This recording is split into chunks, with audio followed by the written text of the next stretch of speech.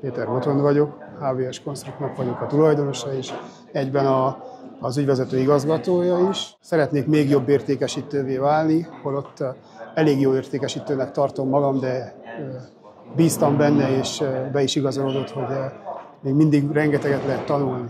Tamás teljesen felforgatta a bennem kialakult vásárlási lépések sorrendjét. Első nap minden fordítva volt, aztán mára minden kiderült, hogy miért van fordítva. Igen, nagyon sokat kaptam. Úgy érzed, hogy hasznos volt eljönnöd ide? Igen, nagyon hasznos volt. Ajánlom mindenkinek. Szuper, ezt akartam kérdezni, hogy kinek ajánlanád egyébként, hogy jöjjön el egy ilyen képzésre?